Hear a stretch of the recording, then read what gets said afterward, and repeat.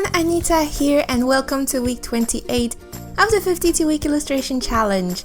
The theme for this week was knitting, and as you can see I have a really tiny picture because I've changed my idea at the last second.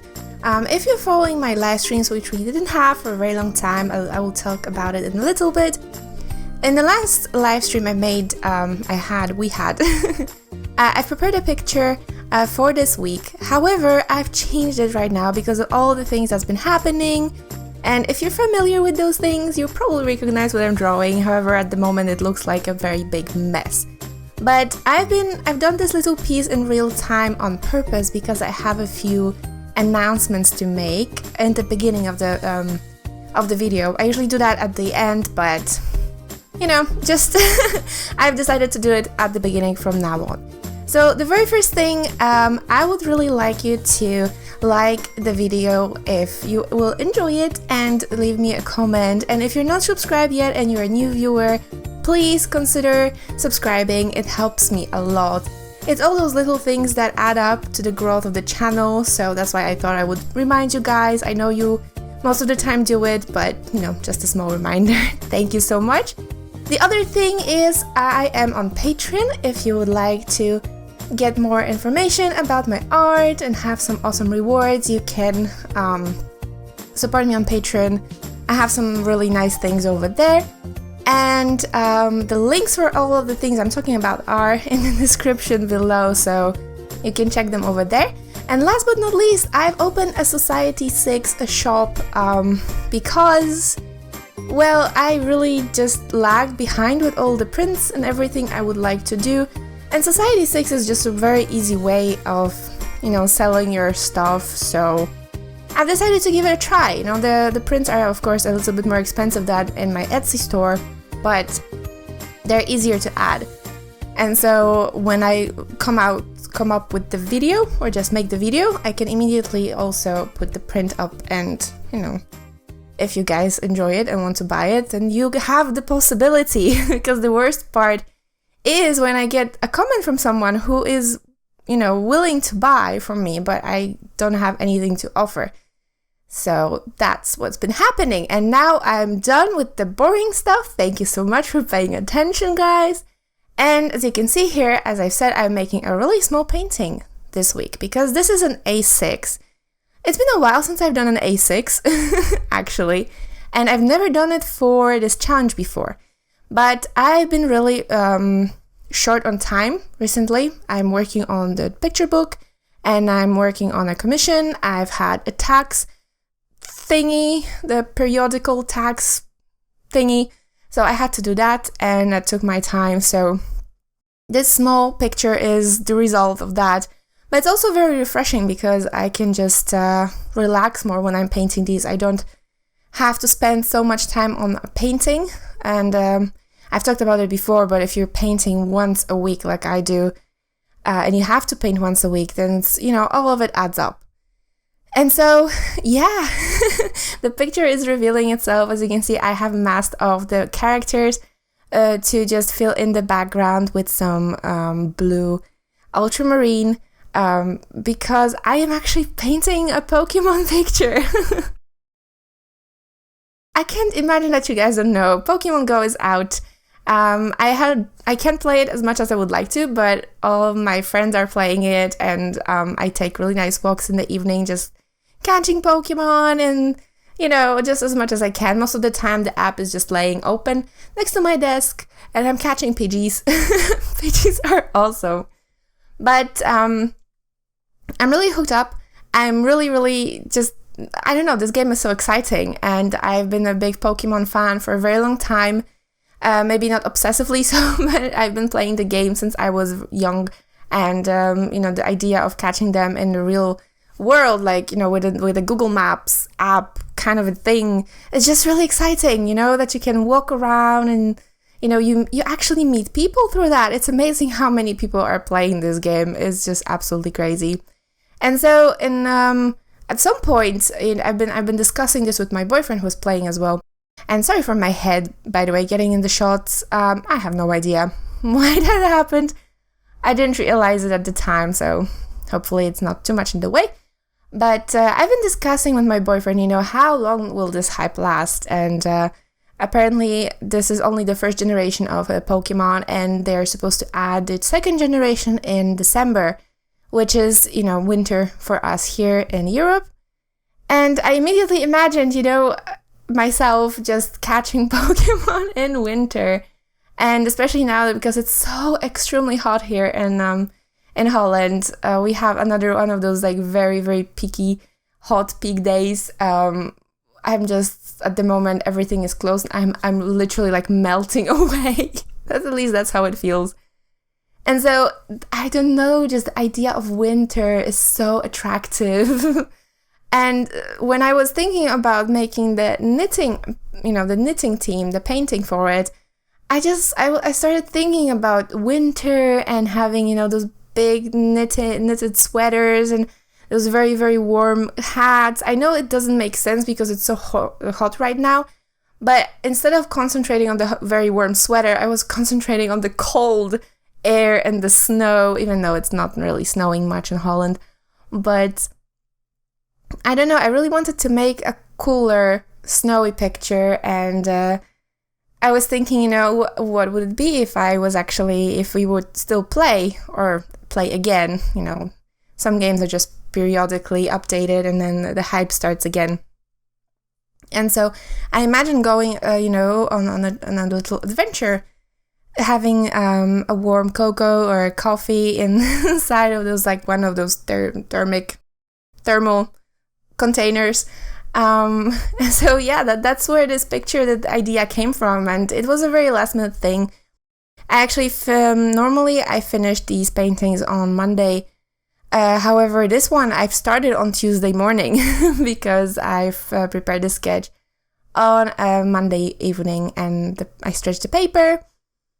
So it's actually a day late, but I don't really mind. The painting is done, so, I really don't mind. And as you can see, I have 2 Pokemon there. It's an Eevee, which is my very favorite Pokemon from the first generation. And the second one is, of course, Mew. The second, of course, on the painting is Mew. It's my second favorite Pokemon. Of course, that's not really my very, very favorite of the favorites, but that's not my favorite Pokemon, but from the generation that we are at the moment playing in. These are the ones I want to see. Now, my boyfriend commented that this picture is so unrealistic because if this picture was filled with Rattatas and Pidgeys, then it would be realistic. But I explained to him that, by the time winter comes, of course, we will all be level 100. And instead of Pidgeys everywhere, we'll be having Mews everywhere. That's just logic, right? Now, I'm joking, of course. But it's a really, really, I don't know, I really like the idea of playing this game more often in winter, and I'm really curious how long it will actually last, because at the moment the hype is just unreal. It's, I remember I think I've downloaded the app. I gave in because I really didn't want to download the app until it was released in Holland. However, everybody I knew was playing, and they were posting on Facebook how much fun they had and how they were catching everything. And I was just, no, why are you doing this to me? And so at some point I just gave in, and I've downloaded the app 2 days after its release, I think. I've downloaded it for myself, for my boyfriend, and we just went off. And it's crazy because I love to walk. I'm actually a big fan of walks. However, my boyfriend isn't. He doesn't really like just, I can just walk. I like the views, and that he doesn't. He just has to have a specific destination to walk. And so having this app is just perfect for him because we walked for so long. I don't remember the last time we walked for such a long time. And all because of this app. So it was really fun. As you can see here, let's go back into the painting because I'm talking about the app way more than I probably should. But as you can see here, this picture is really, I don't know, I felt really relaxed painting it. It consists mostly of flat washes. However, I've had a little bit of a problem because the paper I'm painting on is the thinner versions, the 185 gram hot pressed arch paper. And I've stretched it, so I've already submerged it in water. It was laying there for a while. It's a stretch paper. And normally I don't have a problem with masking fluid. However, I have a lot of problems with it on a 185 gram paper, and I completely forgot about it. And not only that, but this is a stretched paper, which is already a little bit less, it's a little bit more damaged than a regular paper would be. The surface is damaged because of the water, and stretching and so on. And so when I put the masking fluid in, you can't really see it that much. However, it destroyed the layer of the paper. Even though I was really removing it very gently, it might not seem like that on the video because, it's sped up. But I was really paying attention to it and being very gentle. But the paper still, well, it's not ripped. However, it has lost that smooth texture. And so when you're painting on a damaged paper like that, after the masking fluid, damaged it, the very first indicator, even though you can't see it that much, because I could see there was a little slight bit of a, this texture, a little bit of fiber feel to it. However, the very first indicator of it is when you are putting color in and it kind of spreads.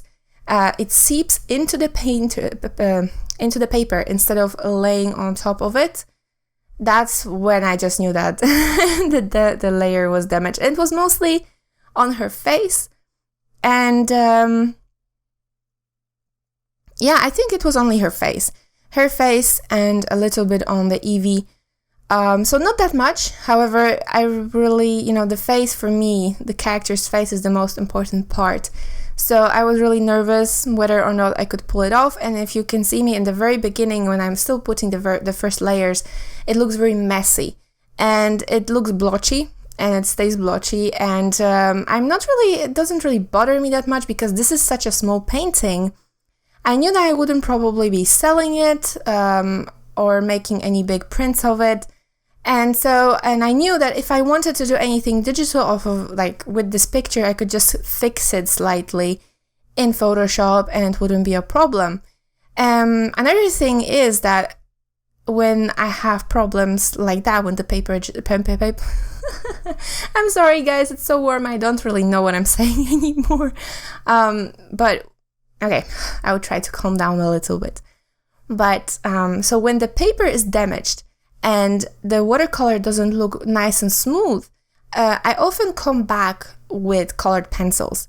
I already wanted to do it because the texture of a colored pencil really fits nicely with that whole snuggly, knitty, winter feeling. It has that warm texture. I don't know, it just really, I really like adding colored pencils in winter themed paintings.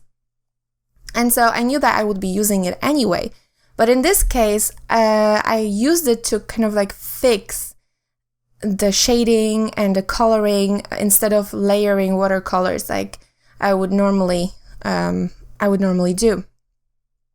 And so as you can see here, I've already finished all the lines. I did that off camera because it's just whenever I'm lining my paintings, I just use the same color as I use for every of those items, just a darker and more concentrated version of it.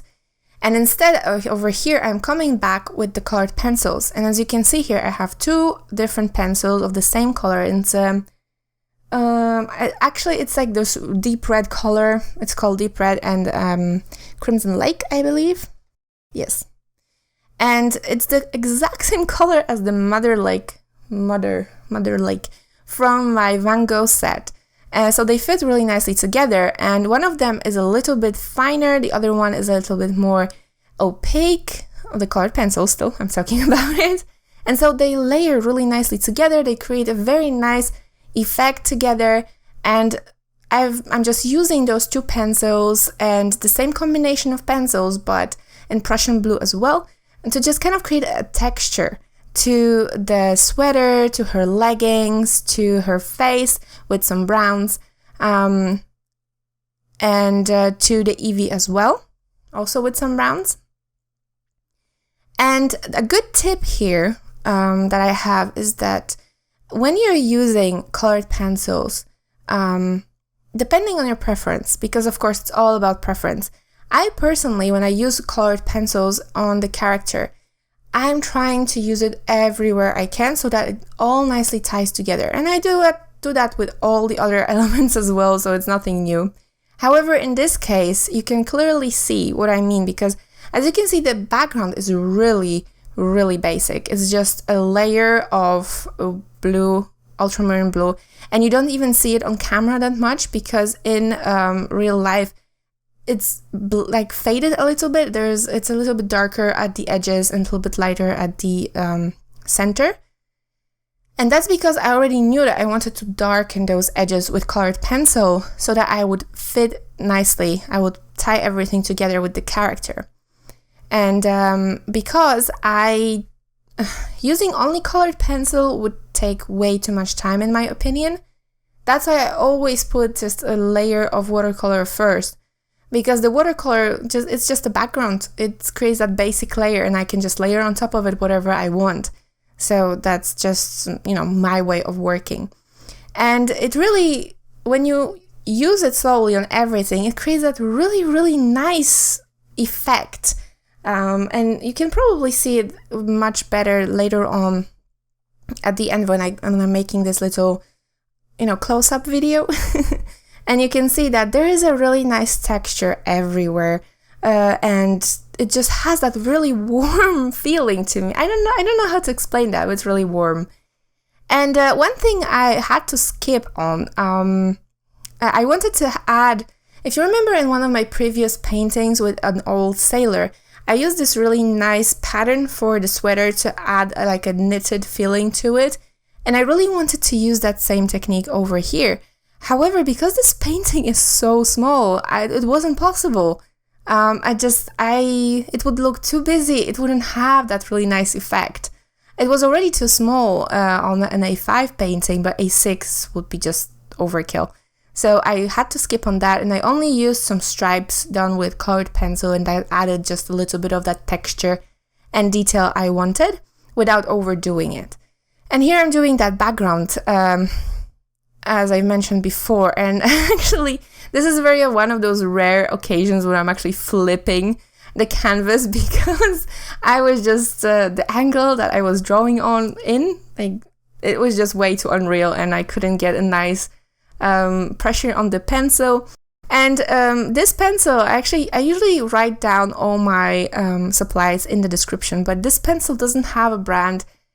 I have a whole box of just random pencils from way back. I brought them from Poland. They're more than 10 years old, and they don't have a brand name.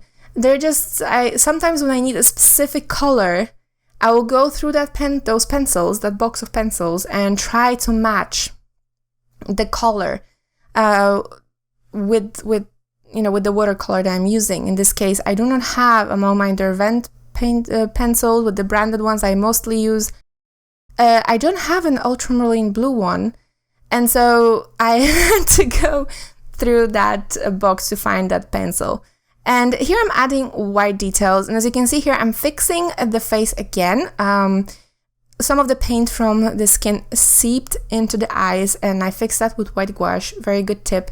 You don't have to, panic when your paint goes somewhere where it's not supposed to, because that's what gouache is for. You can fix everything with gouache. That's the beauty of an opaque paint. You probably could use also acrylic paint, but it has a little bit more of a glossy finish, so it's more visible, I think, than gouache. And here I'm adding the background. Now, originally I really wanted to make a cup design with this picture, because I already had the idea of using Society 6, and you can just, make designs for mugs and other things there. And I really love mugs. There's something amazing about the idea of having, a mug designed by you. And so I was thinking about having this little illustration on the mug with this, snowflake pattern in the back. However, that's why I'm painting the snowflakes over here for that specific reason. But in the end, I've decided not to make that mug because I'm afraid of copyright issues, especially because Pokemon is Nintendo, right? And they are pretty nasty when it comes to copyright, from what I remember at least. So I thought about it some more, and no, I'm not gonna do it to myself, not worth it. But still, the pattern is there, and when I've added those snowflakes, that's when the whole painting, just everything started to have that wintry feeling, and it's those tiny details that really make the painting pop. So that's it, guys. That's the little painting I've made. It took much more time than I've expected, but mostly because it was really hot and my paints just kept drying on my palette. Literally, I had to re-wet it every second. And I'm not exaggerating at all.